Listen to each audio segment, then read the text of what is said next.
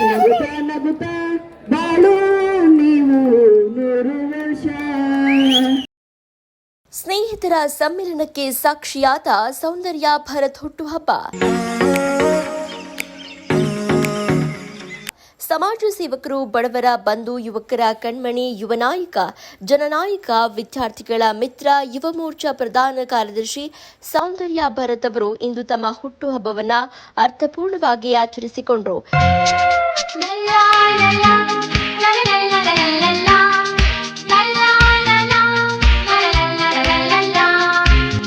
ಇದೇ ವೇಳೆಯಲ್ಲಿ ಸೂರಜ್ ಫೌಂಡೇಶನ್ ಸಂಸ್ಥಾಪಕಿ ಸುಜಾತಾ ಮುನಿರಾಜು ಹುಟ್ಟುಹಬ್ಬದ ಶುಭಾಶಯಗಳನ್ನು ಕೋರಿದರು.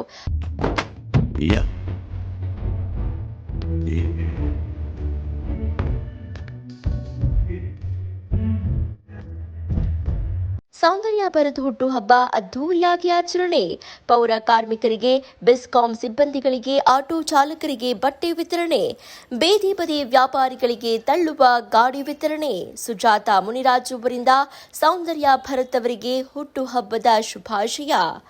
ತಂದೆ ರಮೇಶ್ ಅಣ್ಣ ಮತ್ತು ದೇವಿಕಾ ಅಕ್ಕ ಅವರು ಜೊತೆಯಲ್ಲಿದ್ದಾರೆ. ಅವರ ಆಶೀರ್ವಾದ ಜೊತೆಗೆ ಸೌಮ್ಯ ಒಂದು ಹೊಂದಾಣಿಕೆ ಸಂತೋಷದ ದಿನದಂದು ಇಡೀ ಕುಟುಂಬ, ಇಡೀ ಜನಗಳಿಗೆ ಈ ಭರತ್ ಅವರು ಹುಟ್ಟಿದ ಹಬ್ಬಕ್ಕಿಸಿದ ಒಳ್ಳೇದಾಗ್ಲಿ ಅಂತ ಎಲ್ಲರಿಗೂ ಎಲ್ಲ ಜನತೆಯನ್ನು ಕರೆದು ಅವ್ರ ಕೈಲಾಗಿದ ಮಟ್ಟಿಗೆ ಸೇವೆಯನ್ನು ಮಾಡ್ತಾ ಇದ್ದಾರೆ. ನೋಡಿ, ಭಗವಂತ ಎಲ್ಲ ಕಡೆ ಇರೋಲ್ಲ, ಒಂದೊಂದು ಕಡೆ ಒಬ್ಬೊಬ್ಬರನ್ನ ರೂಪಿಸಿದಂತೆ. ಅದೇ ರೀತಿಯಾಗಿ ನಮ್ಮ ಭರತ್ ಅವರು ದೇವರ ಮೂಲಕ ಅವರೊಂದು ಸಣ್ಣ ಆಶೀರ್ವಾದ, ನಿಮ್ಮೆಲ್ಲರ ಆಶೀರ್ವಾದ ಸಿಗ್ಲಿ, ನೀವೆಲ್ಲರೂ ಸದಾ ಅವ್ರ ಜೊತೆಗೆ ಇರಬೇಕು ಅಂತ ಹೇಳ್ತಾ ಅವರು ಇವತ್ತು ಈ ಒಂದು ಸಮಾರಂಭವನ್ನು ನಿಮ್ಮ ಜೊತೆಗೆ ಎಲ್ಲರ ಜೊತೆ ಹಂಚ್ಕೊಂಡಿದ್ದಾರೆ. ಅವರ ಈ ಒಂದು ಖುಷಿಗೆ ನೀವೇ ಸ್ಫೂರ್ತಿಯಾಗಿದ್ದೀರಾ. ಎಲ್ಲರೂ ಶುಭವಾಗ್ಲಿ ಅಂತ ಕೋರಿ, ಅದರಿಂದ ಅಣ್ಣ ಆಶೀರ್ವಾದ ಖಂಡಿತ, ರಮೇಶ್ ಅವರ ಭರತ್ ಅವ್ರಿಗೆ ಅಣ್ಣನ ಆಶೀರ್ವಾದ ಖಂಡಿತ ಇದ್ದೇ ಇದೆ. ಮತ್ತೆ ನೀವೆಲ್ಲರೂ ಆಶೀರ್ವಾದ ಇದೆ, ನನ್ನ ಆಶೀರ್ವಾದ ಖಂಡಿತ ಇದೆ. ಒಳ್ಳೇದಾಗ್ಲಿ, ಸುಖವಾಗ್ಲಿ. ಇವತ್ತು ಹಲವು ರೀತಿಯ ಸಾಮಾಜಿಕ ಕಾರ್ಯಗಳಲ್ಲಿ ತಮ್ಮನ್ನ ತಾವು ತೊಡಗಿಸಿಕೊಂಡಿದ್ದು, ಸದಾ ಚಟುವಟಿಕೆಯಿಂದ ಓಡಾಡಿಕೊಂಡು ದಾಸರಹಳ್ಳಿ ವಿಧಾನಸಭಾ ಕ್ಷೇತ್ರದ ಜನರಲ್ಲಿ ಭರವಸೆಯ ನಾಯಕ ಎಂದು ಸೌಂದರ್ಯ ಭರತ್ ಪ್ರಖ್ಯಾತರಾಗಿದ್ದಾರೆ. ನೂರಾರು ಸಂಖ್ಯೆಯಲ್ಲಿ ಸೇರಿದ ಅಭಿಮಾನಿಗಳು, ಸ್ನೇಹಿತರು, ಬಂಧು ಮಿತ್ರರು, ಹಿತೈಷಿಗಳು ಬೃಹತ್ ಹೂಮಾಲೆ ಹಾಕಿ ಮೈಸೂರು ಪೇಟ ಶಾಲು ತೊಡಿಸಿ ನೆಚ್ಚಿನ ನಾಯಕನಿಗೆ ಶುಭ ಕೋರಿದ್ರು.